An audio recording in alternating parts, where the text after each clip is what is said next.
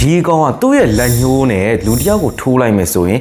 အဲ့ဒီထိုးခံတဲ့လူကတေဆုံးသွားကြလိမ့်မယ်လို့ယုံကြည်ကြတယ်โอเคအားလုံးပဲမင်္ဂလာပါခင်ဗျာကျွန်တော်တို့ Ibrahim ဖြစ်ပါတယ်ဒီကျွန်တော်တို့ရဲ့ကဘာပေါ်မှာဆိုရင်တလိမ့်ဆန်မျိုးစိတ်ပေါင်းများစွာရှိရတဲ့ထဲမှာချစ်စရာအသွင်ပြင်ရှိတဲ့ကောင်လေးတွေရောဒါမှမဟုတ်ကြောက်ဖို့ကောင်းတဲ့တားရတလိမ့်ဆန်လိုမျိုးကောင်ကြီးတွေလည်းများစွာရှိကြပါတယ်ဒါပေမဲ့ကျွန်တော်အခုပြောပြပေးမယ်တလိမ့်ဆန်ကတော့ညဘက်မှာမြင်လိုက်ရမယ်ဆိုရင်ဒီတလိမ့်ဆန်ရဲ့အသွင်ပြင်ကတရတဲ့စေတကောင်လိုမျိုးအလွန်ကြောက်ဖို့ကောင်းပြီးတော့သူ့ရဲ့အမဲလိုက်ပုံကလည်းတခြားကဘာပေါ်မှာရှိတဲ့ဘယ်တလိမ့်ဆန်တွေမှမတူဘဲနဲ့အင်မတန်ကိုထူးဆန်းတဲ့နီလန်းနဲ့အမဲလိုက်ပြီးတော့သူ့ကိုလူတွေကဘလူးတောင်တင်စားခေါ်ဝေါ်ကြလဲဆိုရင်မော်ဆရာတယောက်လို့တော့ဒီတလိမ့်ဆန်ကိုတင်စားပြီးခေါ်ဝေါ်ကြပါတယ်။ Okay ဆိုတော့ဒီနေ့ရဲ့တလိမ့်ဆန်လေးကဘာကောင်းဖြစ်မလဲဆိုတော့ဒီတလိမ့်ဆန်လေးကတော့ကျွန်တော်တို့ကဘာပေါ်မှာထူးဆန်းပြတဲ့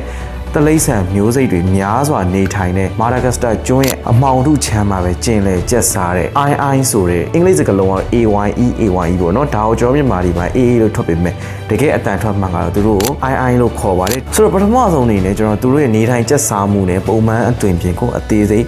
ပြောပြပေးချင်ပါတယ်ခင်ဗျာဒီကောင်လေးတွေကကျွန်တော်တို့ Harimate လူဝင်နဲ့မြောက်မျိုးနွယ်တွေထဲမှာလီမာဆိုတဲ့အနွယ်ဝင်တစ်မျိုးတည်းဖြစ်ပါတယ်ဒီ place လေးရဆိုရင်ပြီးတော့ကျွန်တော်ခုနပြောခဲ့သလိုပဲသူတို့ကိုတခြားကဘာပေါ်ကဘယ်နေရာမှာကျွန်တော်တို့အနေနဲ့မမြင်တွေ့နိုင်ပါဘူးဒီအာဖရိကတိုက်အနီးနားမာဒါဂတ်စတာကျွန်းဆိုတဲ့ကဘာပေါ်မှာဒီတနေရာပါပဲဒီ place လေးတွေကျွန်တော်တို့အနေနဲ့မြင်တွေ့ရလေရှိပါတယ်တခြားဘယ်မှာမှမတွေ့ရနိုင်ပါဘူးဟုတ်ကဲ့သူ့ရဲ့ပုံမှန်သွင်ပြင်ကိုတစ်ချက်တွားကြည့်မယ်ဆိုရင်ဒီကောင်လေးတွေကကျွန်တော်တို့ကြောင်တစ်ကောင်အရွယ်စားလောက်တာရှိပြီးတော့နှစ်ရွက်ကြီးတွေပါရှိပြီးတော့သူတို့မျက်လုံးကလည်းအမြဲတမ်းပြူးကြောင်နဲ့တစ်ခုခုကိုစိုးရိမ်နေတဲ့ပုံစံမျိုးလုံးဝကိုအမှောင်ထဲမှာမြင်လိုက်ရမယ်ဆိုရင်ဒီကောင်လေးရဲ့ပုံစံတော်တော်လေးကိုစက်သိမ်းထားဖို့ကောင်းလောက်ကြောက်ဖို့ကောင်းတဲ့အတွင်းမြေမျိုးပိုင်ဆိုင်ထားတဲ့တလိမ့်ဆန်လေးလည်းဖြစ်ပါတယ်အထူးခြားဆုံးကတော့သူတို့ရဲ့လက်ချောင်းတွေဒီလက်ချောင်းတွေမှာဆိုရင်လက်က9ချောင်းပါရှိပြီးတော့အဲ့9ချောင်းထဲမှာလက်ခလေဒီလက်ခလေလေးတခြားလက်ချောင်းတွေထက်အစာပေါင်း3စာနီးပါးလောက်ပို့ပြီးတော့ရှေ့တောင်မြင်တွေ့ရတယ်ပြီးတော့ရှေ့ယုံနေမကောက်ဒီလက်ခလေမှာဆိုရင်ဘာအသားမှမရှိပဲနဲ့အယိုးကြောက်ကြီးတစ်ခုအတိုင်းကိုမြင်တွေ့ရလိမ့်ရှိပါတယ်ကျွန်တော်ကဆက်လက်ပြီးတော့သူတို့ရဲ့အထူးခြားဆုံးအမဲလိုက်ပုံကိုကျွန်တော်ရှင်းပြပေးပါမယ်ဒီကောင်လေးကဘယ်လိုမဲလိုက်လဲဆိုရင်ညဘက်အချိန်ခါမှအပြင်ထွက်ပြီးတော့သူတို့ရဲ့ဒီမဲလိုက်တဲ့အခါမှာဒီခုနကျွန်တော်ပြောခဲ့တဲ့ရိုးကြောက်ပုံစံဖြစ်နေတဲ့လက်ချောင်းတွေထဲမှာအရှိဆုံးဖြစ်တဲ့လက်ခလေကိုအသုံးပြုပြီးတော့ပင်ရဲ့ပင်စီတွေကိုလိုက်ခောက်ပါတယ်တစ်ပင်ရဲ့ပင်စီတွေကိုခောက်တဲ့အခါမှာဒီလိုလက်ချောင်းနဲ့ခောက်လိုက်တဲ့အတန်ကိုသူတို့ရဲ့ဒီနားအကြားအယုံကလည်းရမ်းကောင်းပါလေနားနဲ့တိကျစိုက်နားထောင်ပြီးတော့ဒီအပင်စီထဲမှာပေါ့နော်ဒီတစ်ပင်တစ်ခေါင်းထဲမှာသူတို့စားသုံးလေးရှိတဲ့အင်းဆက်လေးတွေရဲ့လှုပ်ရှားမှုတန်ကိုကြားတဲ့အခါမှာတော့သူတို့မှရှိတဲ့အရှိသွားနှစ်ချောင်းနဲ့တစ်ပင်ရဲ့ပင်စီကိုကိုက်ဖောက်ပြီးတော့ပြီးရင်သူတို့ရဲ့ဒီအရှိဆုံးလက်ခလေကြီးကိုဒီတစ်ပင်သူတို့ကိုက်ဖောက်လိုက်တဲ့အပေါက်ထဲကိုထိုးသွင်းပြီးတော့တားကောင်လေးတွေဖမ်းယူပြီ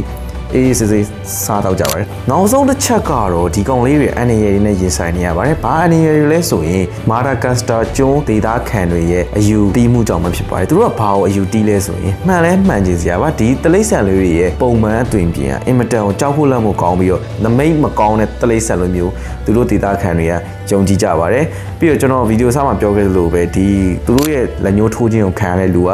တေဆုံးကြရဲဆိုပြီးတော့သူတို့မှာအယူဆအလွဲမှားတွေရှိကြပါတယ်ဒါတွေကြောင့်ပဲဒီဒေသခံတွေကဒီတလိမ့်ဆန်လေးတွေကိုတန်ဖိုးမထားတဲ့အပြင်မြင်တဲ့နေရာမှာအလွတ်မပေးဘဲနဲ့လိုက်လံတက်ဖြတ်ကြပါတယ်ဒီကျွန်တော်ဒီသိပ္ပံပညာရှင်တွေရဲ့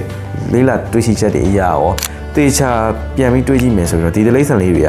ကလူတွေကိုလုံးဝဒုက္ခမပေးဘဲနဲ့သူ့ဟာသူအမှောင်ထုထဲမှာအေးအေးဆေးဆေးအမဲလိုက်စားဆုံးတတ်တဲ့ဒီကျွန်တော်တို့လူဝင်နဲ့မြောက်အနွယ်ဝင်ကြားတက်ရှိတစ်ကောင်လေးပဲဖြစ်ပါတယ်ဆိုတော့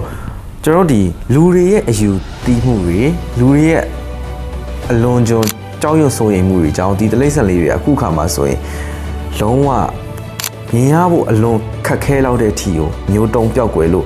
နှီးပါဖြစ်တော့မဲ့ထီကိုသူတို့ရဲ့အကောင်ရေးနှုံးကတော်တော်လေးကိုနှဲပါပါပြီဆိုတော့တကယ်ကိုလည်းတနာစရာကောင်းတဲ့တလိမ့်ဆန်လေးတွေလည်းဖြစ်ပါတယ်ကဲဆိုတော့ဒီနေ့ဗီဒီယိုလေးကတော့ဒီလောက်ပါပဲခင်ဗျာဒီနေ့မှာကျွန်တော်ပြောပြပေးတဲ့အကြောင်းအရာလေးကိုလည်းကျွန်တော် viewer တွေအနေနဲ့သဘောကျလိမ့်မယ်လို့ကျွန်တော်ထင်ပါတယ်နောက်ဆုံးအနေနဲ့ကျွန်တော်ထပ်ပြောချင်တာဒီကောင်လေးတွေကမာဒါဂတ်စတာကျွန်းရဲ့အမှောင်ထုတွေမှာရှင်သန်နေတယ်အမဲလိုက်တာအရန်ကျွမ်းကျင်တဲ့